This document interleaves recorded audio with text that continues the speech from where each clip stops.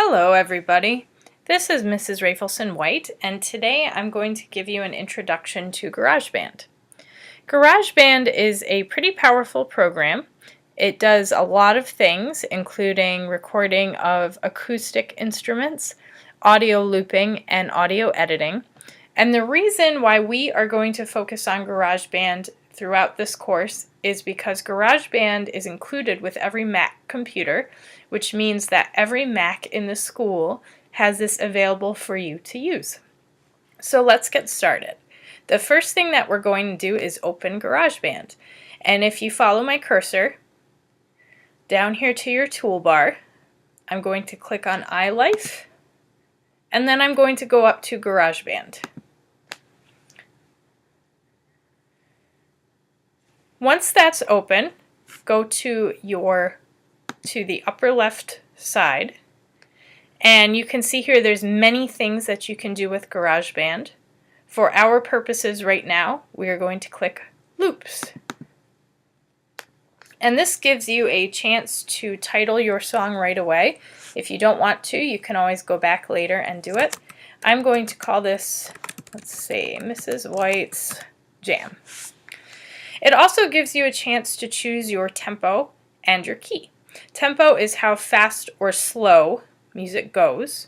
So as you can see right now, our time signature is 4/4 time, and we're at 120 beats per minute. That's a good medium tempo.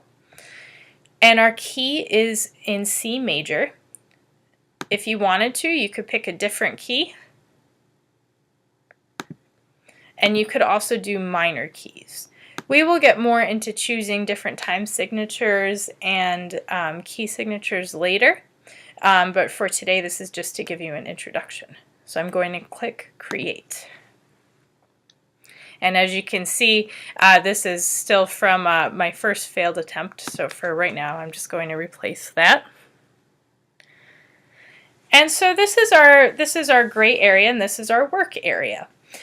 Over here on the right, you can see there's a list of all different types of instruments. It also gives you, besides that, different sorts of feelings, like for example, cheerful or dark or dry. So you can kind of sort these however you want to. I'm somebody who plays bass, and I always tend to start with the bass. So you can see as soon as I clicked bass, there were all of these different options that pop up. And it also gives you the number of beats that each one is, so that it makes it easy to line it up. Let's see what this first one sounds like.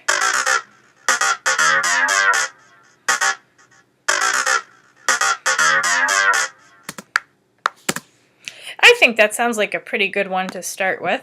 So what I'm going to do is I'm just going to click and drag it over to the left. And you can see as soon as I did that, it created a track on the left. And the next thing that I'm going to do is I'm just going to expand this a little bit. And the way that you do that is I'm going to hover this cursor over towards the right size, click, click, hold, and then you can just drag it to however long you want it. And you can see as I did that it included these little indents in there, and that just lets me know where the loop begins and ends. And that makes it easy later on to line things up. So I've done a bass. I'm going to hit the reset button. And now let's see. I think now it might be nice to have some percussion. So let's see, I'll scroll down here. Let's see what this djembe sounds like.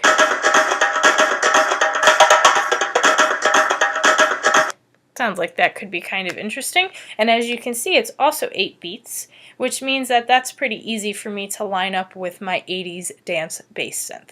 So when I drag the djembe in, I'm going to drag it underneath. And once I do that, it creates a new percussion track. So I did that, and now I'm going to drag it so they are the same length.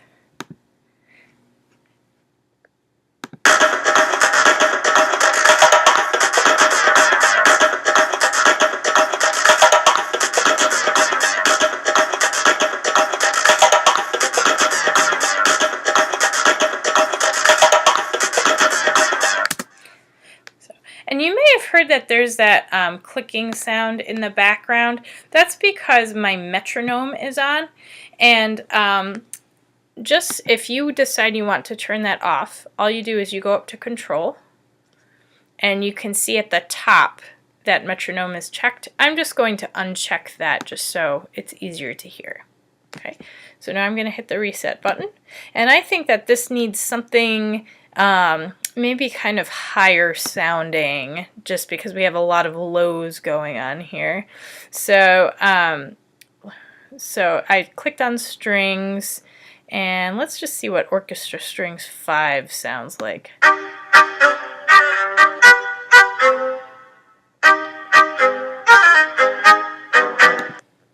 So that could be kind of interesting. You'll notice that this has 16 beats in it.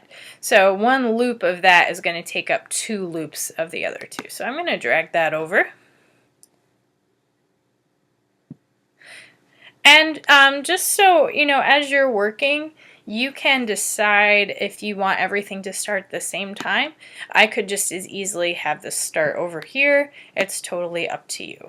So let's just see how this sounds.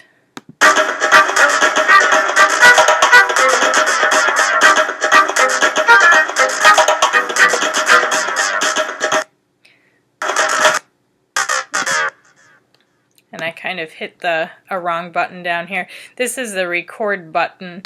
So if that happens to you, all I'm going to do is I'm just going to take this loop out, just because that was my mistake and I don't want that there.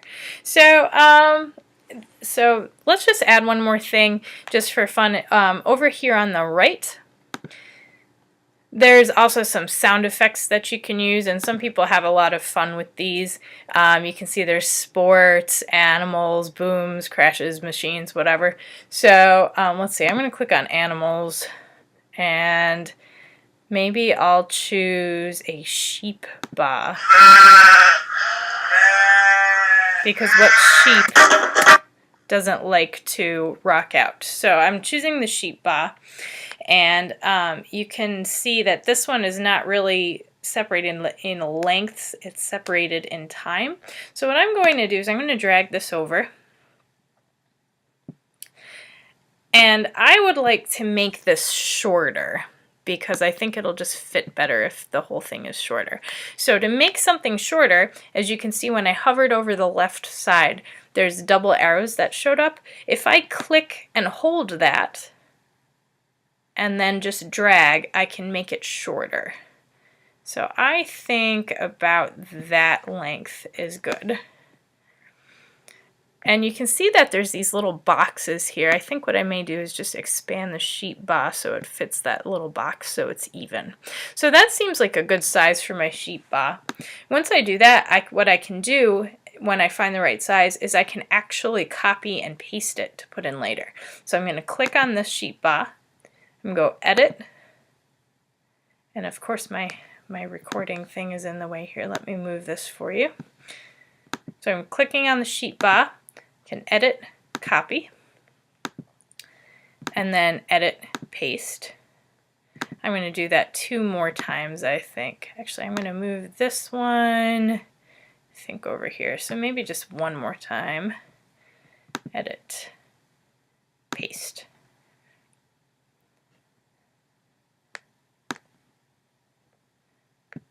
There we go. Or you can also just click and drag each of these individual loops. Let me get rid of that. If you ever want to get rid of a loop, all you have to do is just select the loop and then delete it. So, so I'm clicking on the sheep baa, Edit, Copy.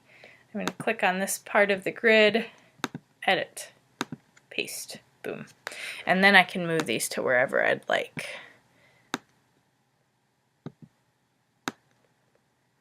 And let's see what this sounds like. And to get it to play from the beginning, you want your arrow to be at the beginning here.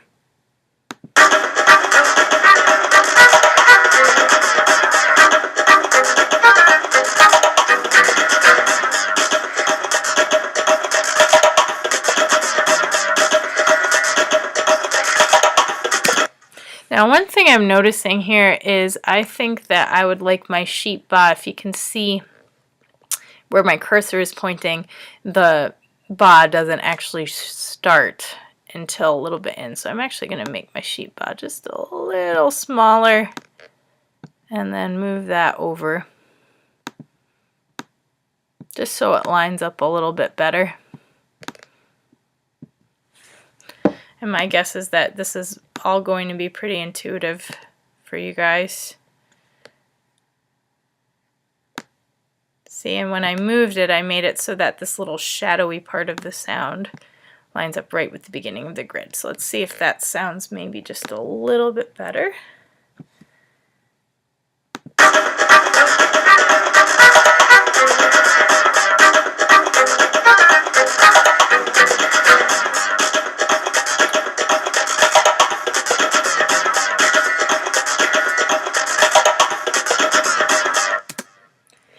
And that is essentially how you start building a GarageBand composition. So, as you're going through your projects, let me know if you have any questions, and good luck.